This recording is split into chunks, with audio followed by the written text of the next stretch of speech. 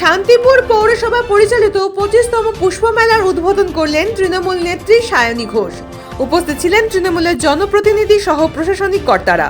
এদিন শান্তিপুর পাবলিক লাইব্রেরিতে প্রদীপ প্রজ্বলনের মধ্য দিয়ে পুষ্প মেলার শুভারম্ভ হলো। প্রতি বছরই শান্তিপুর পৌরসভার তরফ থেকে পুষ্প মেলার আয়োজন করা হয় পাবলিক লাইব্রেরি মাঠে। এবছর তার 25 বছরে পদার্পণ করলো। বিভিন্ন প্রতিযোগিনীরা সারা বছর ধরে সযত্নে গড়ে তোলে ফুলের গাছগুলি এখানে প্রদর্শন করতে নিয়ে আসেন। শুধুমাত্র ফুল নয়, ফলের গাছ সহ বিভিন্ন ক্যাকটাস জাতীয় গাছও প্রদর্শন করা হয় এই মেলায়। বিভিন্ন শিল্পী ও কলাকুশলীরা আসেন এই পুষ্প মেলা অংশগ্রহণ করতে। এবছর 4 দিনের জায়গা আরও একদিন বাড়িয়ে মোট 5 দিন এই পুষ্প মেলার আয়োজন করা হয়েছে পৌরসভার তরফ থেকে। গতকাল রাত্রে এই মেলার উদ্বোধন করেন তৃণমূল নেত্রী সায়নী ঘোষ। তিনি বলেন, এটা এই ধরনের একটা সাংস্কৃতিক মেলায় উপস্থিত থাকতে পেরে নিজেকে গর্ববোধ করছি।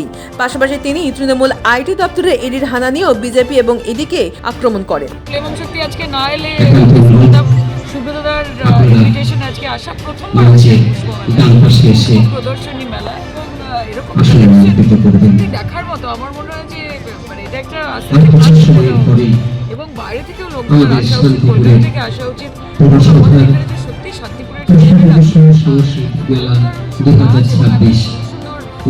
করছে মানে অ্যাবসলিউটলি কমেন্ডেবল, বিউটিফুল।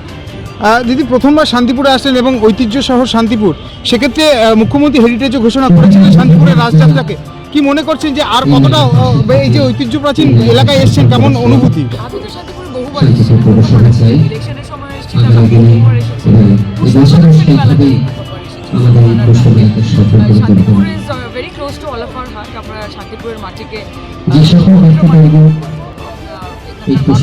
ভালো এবং সেটারই একটা এক্সটেনশন হচ্ছে শান্তিপুরের মানুষরাও ফুলের কাজে এখানে এত সুন্দর প্রদর্শনী হবে না তো কোথায় হবে। মুখ্যমন্ত্রীর কাছে অবশ্যই very close to our heart এবং উনি সবসময় সব জেলাকে সব জায়গাকে সম্মান দেওয়ার চেষ্টা করেন।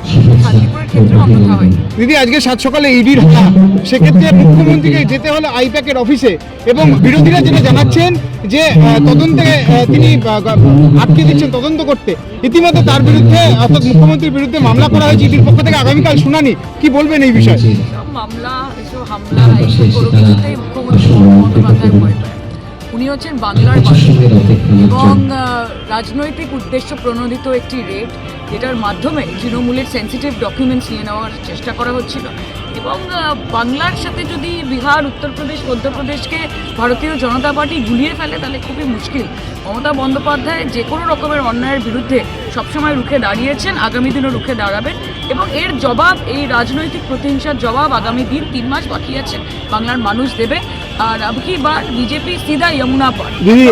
শুভেন্দু অধিকারী বলছেন তার বাড়িতেও তো ইডি গিয়েছিল, সহযোগিতা করেছিলেন বিরোধী দলনেতা, রাজ্যের বিরোধী দল। আমি জানি উনি বিরোধী দলনেতা, তো সেক্ষেত্রে তিনি বলছেন সহযোগিতা করেছেন। উনি কে এইসব বিষয়ে কথা বলেন?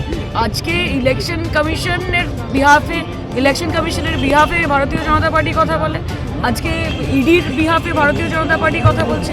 তো ভারতীয় জনতা পার্টি কি মানে ওদের স্পোক্সপারসন হয়ে গেছে নাকি?